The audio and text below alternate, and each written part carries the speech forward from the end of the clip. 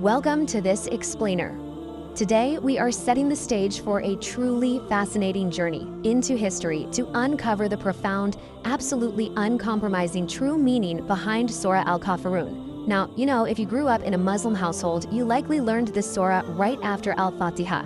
It's one of the 4 quls taught to kids almost as soon as they can speak.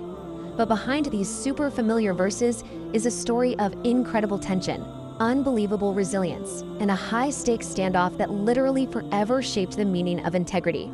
But before we look at the history, we really have to ask, what does kafir actually mean? In our modern society, this is a heavy word, yet it is thrown around so casually and honestly, so carelessly.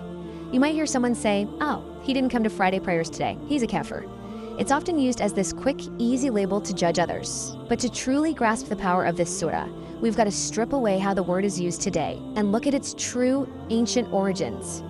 Okay, let's dive into this. This is where the linguistics get absolutely fascinating. Long before Islam, in ancient Arabia, the word kafar was actually used for farmers. Its singular form is kafir. Why?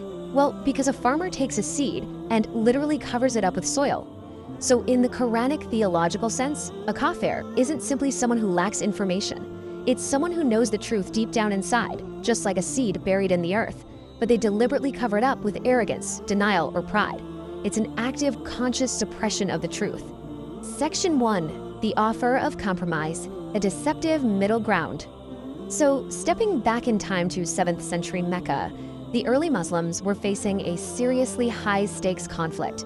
The ruling class, the Quraysh, saw this new message of one God as a massive threat to their entire way of life, their economy, their social hierarchy, the whole shebang. And they were getting desperate. They didn't just start with a negotiation, they escalated their tactics step by step. First, they resorted to brutal physical torture. When that didn't break the Muslims, they shifted to character assassination, calling Prophet Muhammad a poet, a madman, a magician. When insults failed, they tried sheer bribery. They offered gold, the most beautiful women, even kingship. But how do you buy a man who has been granted the abundance of the heavens? Nothing worked. So a chief named Walid ibn al-Mughira proposed a master plan. They approached the prophet with smiles, pitching what they thought was a brilliant idea of coexistence. Just worship our idols for 1 year and then we'll worship your Allah the next. They pitched it as perfect equality.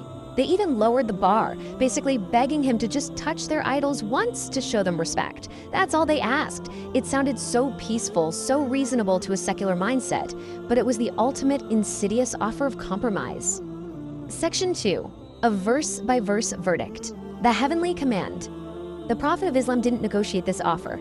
He remained perfectly silent, waiting for a divine revelation. And when the answer came, it wasn't a diplomatic negotiation. It was a definitive, absolute verdict. Now, what's really interesting here is the very first word of the surah, qul, which means say. This isn't a friendly suggestion. It's a direct, firm command from Allah. The Prophet Muhammad was known as a mercy to all worlds. His nature was incredibly gentle. It would have been immensely difficult for him to look at the elders of his own city and use such a harsh, confrontational word. So Allah takes that heavy burden completely off his shoulders, essentially saying, say it. This is not from you, this is my command. Let's look at the incredible legal precision in the grammar here. Verse 2 says, I do not worship what you worship. In Arabic, this covers the present and the future, meaning not now and not tomorrow. But then in verse 4, the grammar shifts to a past tense context. Nor will I be a worshiper of what you worship, meaning I have never worshipped your idols in the past. The prophet is declaring, look, even before prophethood, when I was young and unaware, I never bowed to your statues. So why on earth would I do it now that I have the light of revelation? It completely locks down the timeline, absolutely no deal in the past, present, or future. You might have noticed that verse 5 is actually a direct repetition of verse 3. In any text, repetition catches the eye. And here it serves a very specific, powerful purpose. It demonstrates anger and absolute finality. Think of it like a parent firmly telling a child to stop asking for something. You repeat it so there is absolutely zero ambiguity. It completely shuts the door on any further negotiations. The deal is dead. And this brilliantly illustrates the famous final verse, verse 6. For you is your religion, and for me is my religion. As scholars like Dr. Zakir Naik and Ustad Norman Ali Khan explain, the word deen here doesn't just mean some private spiritual belief. It means a complete system of life. You cannot just pick and choose. You can't say you like the prayer part, but you'll skip the business ethics or the inheritance laws. Deen is a package deal. It is a total system of governance over your entire self, and truth and falsehood simply cannot be merged into one system. Section 3, the price of refusal, total boycott. Standing on principles in the face of absolute power has consequences. When the Quraysh realized the Prophet could not be bought or tricked, they drafted a document of total boycott against his clan, the Banu Hashim, and hung it right inside the Kaaba. The terms were brutal, cold, and absolute. No trade, no marriage, no food, no help.